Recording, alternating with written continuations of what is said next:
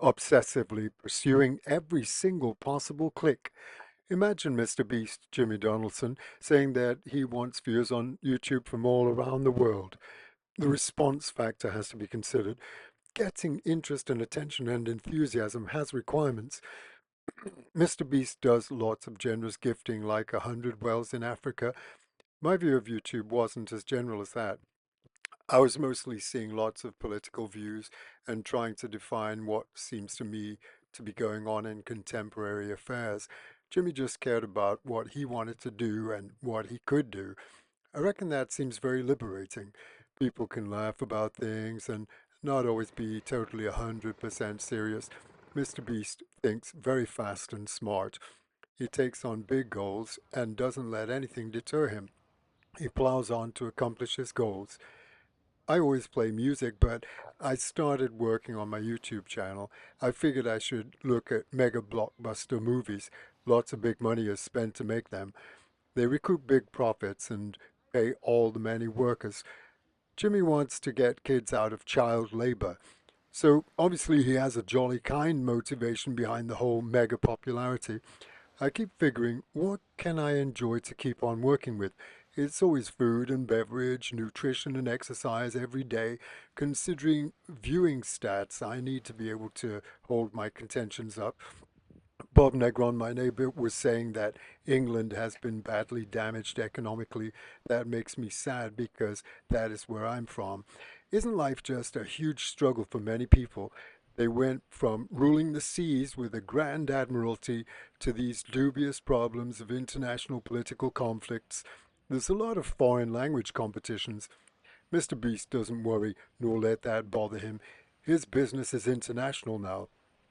Defining details can help us to build. Being too general or vague will not lead to the goal. My goals need to be very precisely defined. Considering economic systems and my own capabilities, I see security as a major thing which is played upon to spook people. Human emotions are played upon, so I need to be immune to sad frustration. It's amazing how much cruel opposition keeps on bullying abusively. Power abuse makes unhealthy abusive incursions. For my purpose in editing and writing, I'm conscious of exclusiveness. Really, with all things, it is a prerogative to reserve rights. When preparing foods, one needs to be confident about the ingredients. People's individual tolerance or possible allergies need to be catered for. I think journalism and entertainment can be like that too. Everyone can pick and select what they want to watch or listen to. The choices are profusely numerous in everything from news, journalism, podcasts, dramas, sitcoms, rom-coms, action movies, spy stories, local or international correspondence, legacy media or contemporary social media. I will decide if I feel good with being included in something because often it's better not to get trapped. The fundamentals of private property ownership are basic to legal arguments. Householding usually brings some concerns for daily maintenance routines. Problems of authority are just as much a key talking point today as ever. The dictator who doesn't exploit oil productivity to the maximum efficiency is deposed by the dictator who asseverates that he knows how to highly prioritize the value of a professional oil industry. If our feelings are deceiving us, then we might do better to focus on proven details. This age when social media has so many competing commentators bears much study.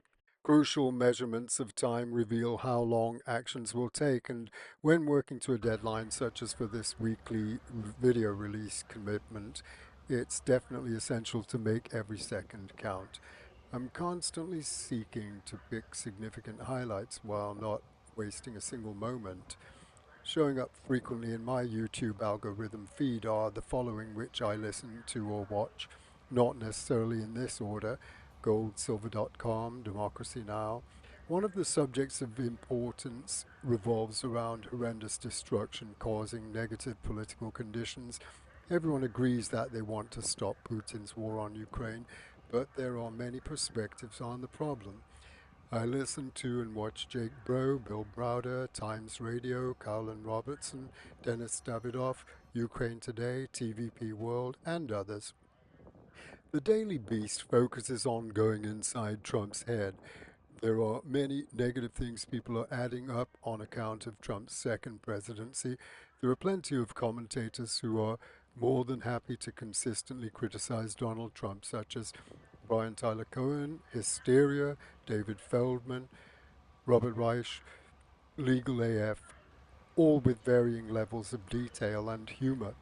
I'm presently wondering if more people accept that the Venezuelan president deserved to be captured, arrested, and jailed.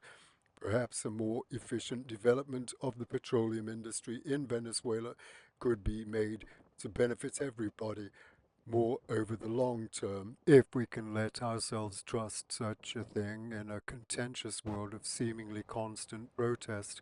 I don't know who first broke the news about Maduro, but my son was probably the first to speak to me about it.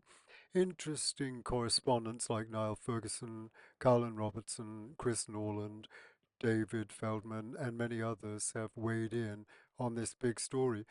I'm sure the post-Maduro Venezuela stories will continue to flood contemporary YouTube with viral interest for some time, and everybody will continue to be excited about silver and oil commodity values. I feel that some YouTube uploaders like Jeffrey Sachs and John Mearsheimer have appeared too much like apologists for Putin, which is extremely unpalatable, as if ever there was a place needing regime change, it was the Kremlin.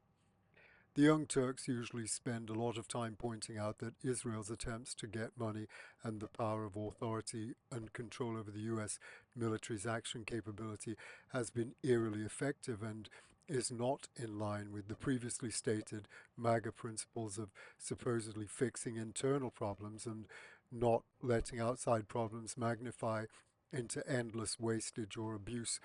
The kind of leaders who act as if they can never be wrong and leave everybody out of the decision making, even if it will affect how they feel for years to come, are not at all popular these days. The struggle to reduce violence, tensions, and conflicts around the world must involve lots of complex relations. Many people just try to get leverage to win concessions or gain more power.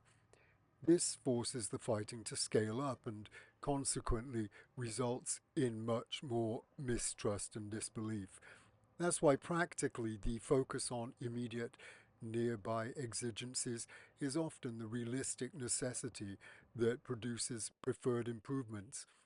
Trying to engage with expert deceivers is never a smart option.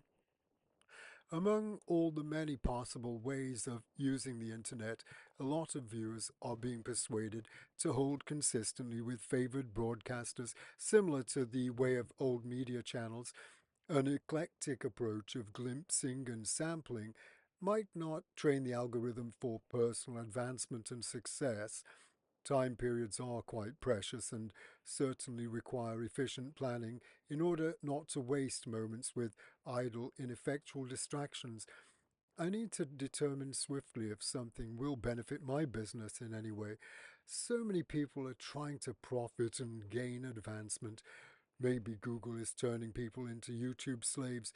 I'm sure we need to constantly figure our own needs and purposes to guarantee that we will not be manipulated or controlled merely by a machine algorithm which insists upon taking all our time while giving nothing back. I looked at the Council on Foreign Relations 10 most significant world events in 2025. Some of it seems obvious, but it's full of momentously huge situations, so it's definitely not the sort of thing where everybody wants to fret over every possible detail to the world's most vexing problems at this time, beginning 2026. However, there are people pursuing resolutions for a more peaceable world. The list is 1. Donald Trump disrupts U.S. foreign policy. 2. China weaponizes rare earth minerals. 3. Israel and the United States attack Iran's nuclear facilities. 4. The war in Ukraine grinds on. 5. The United States brokers a Gaza peace plan. 6. Sudan's grueling civil war continues. 7. The AI race intensifies. 8. India and Pakistan clash. 9. Cardinal Robert Prevost becomes Pope Leo XIV. 10. Cambodia and Thailand clash. How do major media companies decide what they will cover and how they cover it? Some social media channels can get more subscriber and viewer interest engaging with comments. However, if a subject needs to be discussed, encouraging wider engagement, then the strivings constitute a spiritual endeavor more than entertainment. For me, I'm exploring my balancing line between real life serious issues and escapist entertainment. Pleasures are part of the world curriculum, and sure, it's sad that some people get rather a lot less than others, and certainly in reality, all men are not created equal. Despite whatever idealistic revolutions we can cite from history, humanity is often described as a race, and some people break this down into groups. I tend to think in terms of jobs and service performance, which can be critically assessed for quality and effectiveness of results. Then, if you notice people formed in groups, you can't just ignore that or pretend it isn't so. There's little point in making obtuse arguments that don't serve your purpose. People can be at cross purposes, and it isn't always easy to create conciliation through intermediaries. That can require a long process, which can be exhausting. Exasperating hypocrisies will dumbfound people who want goodwill at all times.